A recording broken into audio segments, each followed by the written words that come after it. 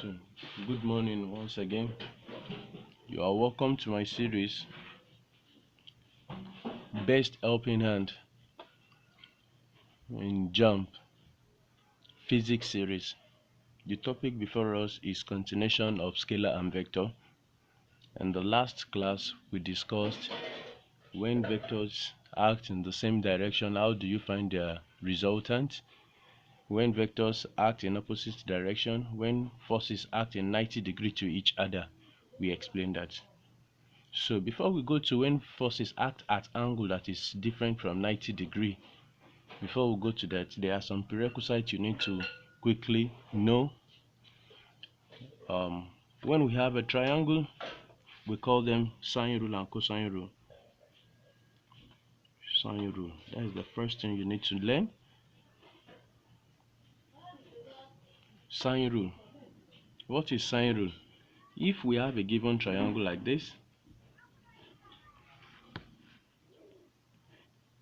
and we call this A, B, C, the side opposite to this place is A, side opposite to B is small b, side opposite C is small c. So for the given pair, A and A, B and B, C and C, these are given pair. So for these given pairs, when complete pair is given, whether A and small a, B and small b, or C and small c, you make use of sine rule, which states that A all over sine A is equals to B over sine B, B over sine B is equals to small c all over sine C is equals to 2r. So let's keep this one aside because we don't need this one for now. Let's just know A, small a over sine A, small b over sine B, small c over sine C. So this is sine rule. When do you use sine rule? When you have complete or a given pair. So when you have a given pair and you're asked to find another pair, you can make use of sine rule. If you have not watched my video in the mathematics for senior secondary school, please go back and check the video on sine rule. Thank you. The second one we'll be discussing is cosine rule. Cosine rule. So how does cosine rule looks like? It states that when you have this type of triangle and we have an included angle given, two sides and an included angle, we make use of cosine rule. Or you have three sides given and you want to find a particular angle, we make use of cosine rule. So what does it state? It states that a square is equals to b square plus c square minus 2bc cos a. So this is cosine rule. So this one you make use of it when you have two given side, you have two sides. When you have two sides and included angle. So let's assume we're given this side. We're given this side to be A, and we're given this to be B. I want to look for this angle. Let's call this angle C. So we see two sides, this side, and the angle between the two sides is called included angle. Then we'll make use of A square is equals to B square plus c square minus. So in this case, we can say it that our other part, small c, implies that c square will be equals to a square plus b square minus 2ab cos capital C. So I hope you've gotten this. So let's move back to our rule. Let's move back to solving of resolution of vectors, or finding the resultant when we have side other than 90 degrees. So let's assume on this body we have two vectors acting on this body. This is the body. We have two vectors. One is pulling it like this, another one is pulling it like this, pushing it like this. So these are two vectors P and Q. So how do we resolve them? Very simple. In this free body diagram, draw the force diagram such that every force that you're going to draw will be parallel. So I'm going to draw a force that is parallel to this Q, force that is parallel to this Q. So this is my Q. I want to draw the one that is parallel to P, parallel to P. So I have this one parallel to P, P.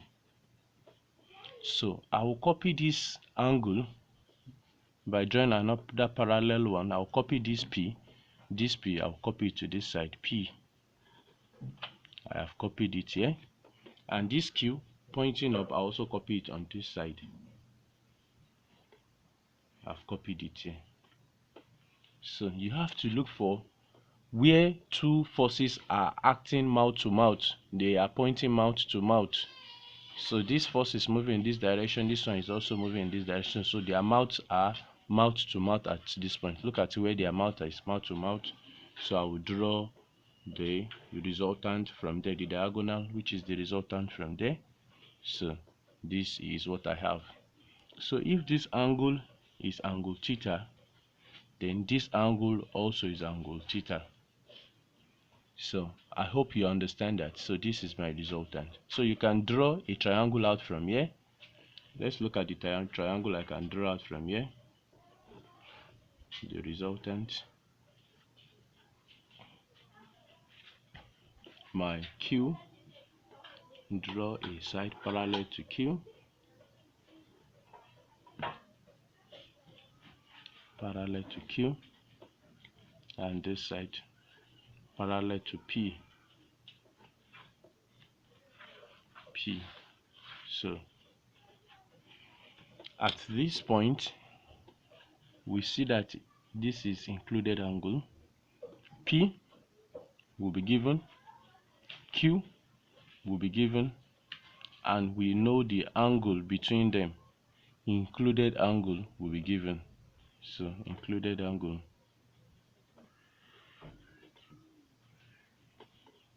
will be given.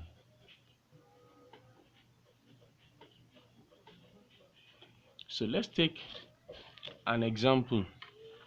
If our P were to be equals to 8 and this our Q were to be equals to 6 Newton, and the angle between them, theta, is equals to 120 degrees. So how can we solve that?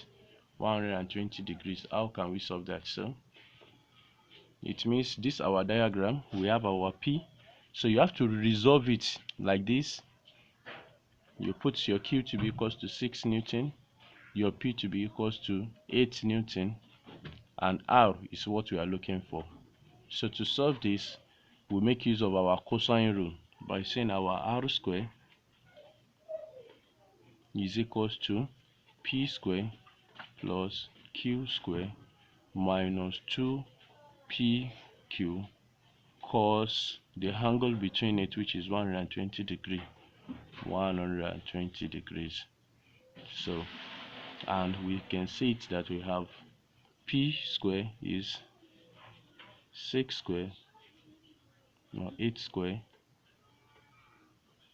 plus 6 square minus 2P 8 6 cos 120. So because it is, we have 64 plus 36 minus 2 times 64 times 30 times 96. So cos 120 is equals to minus cos 60. Minus cos 60. So minus cos 60, when you put it here, it becomes cos 60.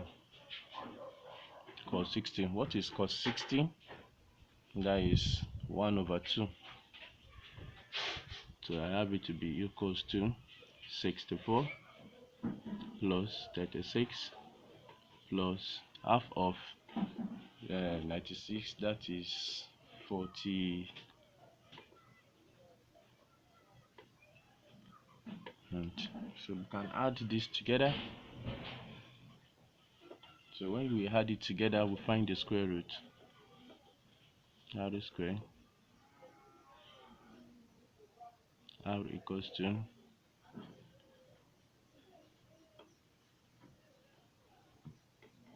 square root of what, when we add it together. So here we have 100, 148, root 148. So then we have to find the angle, because since resultant is a vector, resultant is a vector, it must have magnitude and it must also have direction. Must have magnitude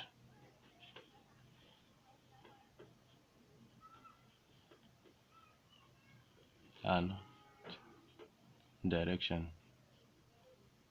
So this is how to get the magnitude, to get the direction. So you have to find the angle which it makes with one of the angles. So I prefer to find the angle which it makes with P, because P is on the horizontal. So I prefer to find the angle which it makes with P. So looking at it, so which it makes with this place, so we see this angle and this sides are complete pair.